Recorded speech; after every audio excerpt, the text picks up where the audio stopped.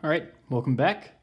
It is Friday, and we are finally into the last part of the week after spring break. So good job, you made it.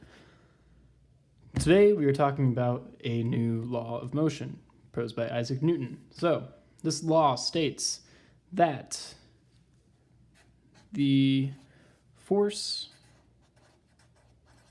acting upon an object is equal to its mass multiplied by its acceleration. So yesterday we learned how to calculate acceleration. Today we're going to use acceleration to solve for force. So the equation that comes from this, you can kind of get it straight from the definition. The equation is F for force equals mass times acceleration, or F equals ma. So force equals mass times acceleration.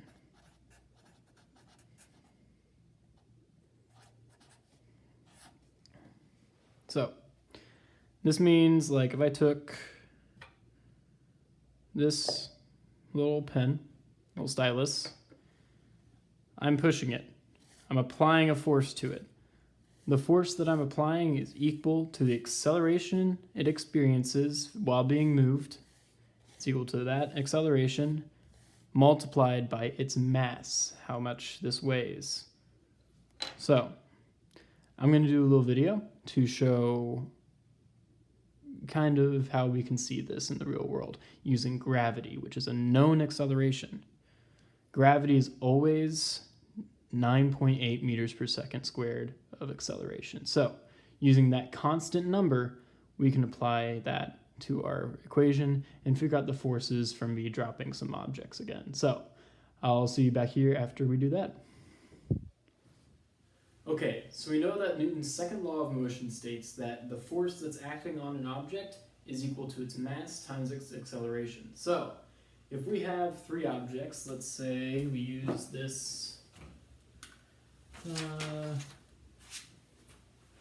got a notebook, a stapler, and a candle.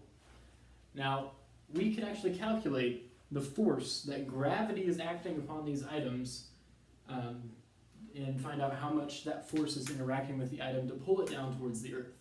So, I have my notebook. We can measure how much force gravity is acting on that object to pull it down. Same with this stapler. And then also same with this candle, which I'm going to drop from a little lower because I have neighbors. Alright, once we have the mass, which I'm going to record using my kitchen scale.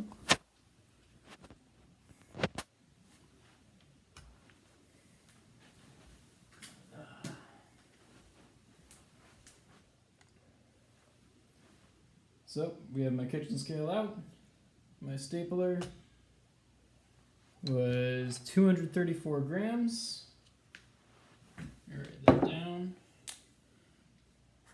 It's 234. My notebook is 130. And this candle is 772. So, we have our masses. We have the masses for each of these items, which means with those, and the knowledge that gravity is always accelerating at a constant of 9.8 meters per second squared. Gravity is always applying that acceleration. There's no change in that. That's why when you drop something light, like this chapstick, and something heavier, like Well, I'll just use the stapler again.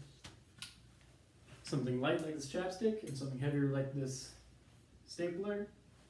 That's why they hit the ground at the same time, because gravity is always applying 9.8 meters per second squared of acceleration. But the force gravity is applying to each of these is going to be different. So we can calculate that using the equation F equals ma, or force equals mass times acceleration. So we're going to go back to the paper. We're going to calculate using the objects that I used in this experiment, and we will learn how to calculate force. All right, so we're back. I have my data written down. So the mass of the notebook, remember, was 130 grams, stapler was 234 grams, and the candle was 772 grams. I've already filled in the acceleration, because remember, gravity is a constant acceleration on all objects ever. So the acceleration is 9.8 meters per second squared on all three of these. And that's just a known number. You can look it up. Gravity applies that acceleration to everything. So since we have these numbers known, we can apply them and solve for force. There is one thing we have to do first, though.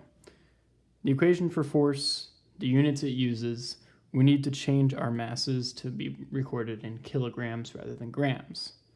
So you can look up a table online for how to transmit grams to kilograms, but I know that it is the same as multiplying by, or dividing by, 1,000. So we move the decimal 3 places to the left. So this is equal to 0.130 kilograms. Move this one, 0.234 kilograms. And this one, 123, is 0.772 kilograms. So now that I have the units that I want, I can calculate force. So the notebook, it was brought down at the acceleration of 9.8 meters per second squared, and it weighs, its mass was 0.130 kilograms. So F equals ma. So the force equals 0.130 kilograms times 9.8 meters per second squared.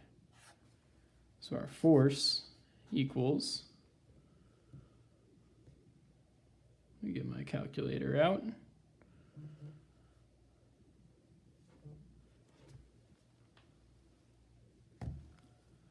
So 0.130 times 9.8.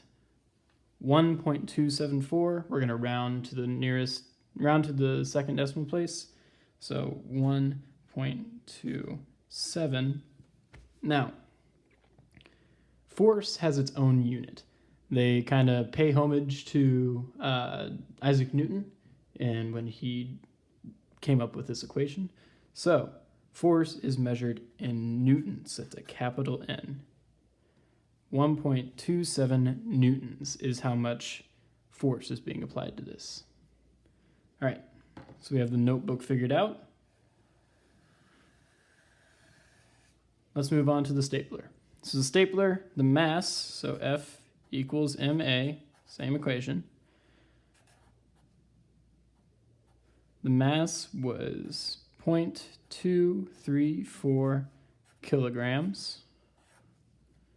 And the acceleration was 9.8 meters per second squared. Same as it will always be, because that is the constant for gravity. So our force that was being applied to this object to bring it down to the earth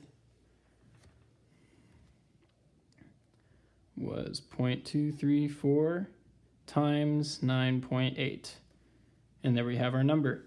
The force that was being applied was 2.29 newtons of force. All right, I'm going to get a nice curvy line here.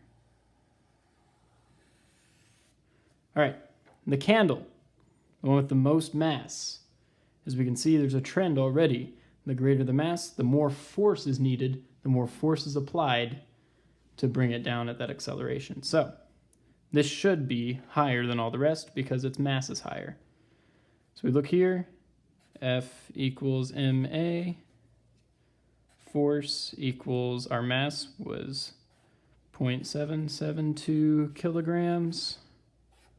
Our acceleration was 9.8 meters per second squared. So the force that gravity was applying to this was 0.772 times 9.8. Oops. Helps if you actually put multiplication instead of division.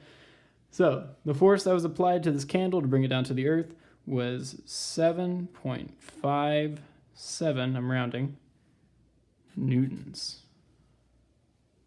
So what we are measuring is the amount of force that's being applied to the object to give it this acceleration.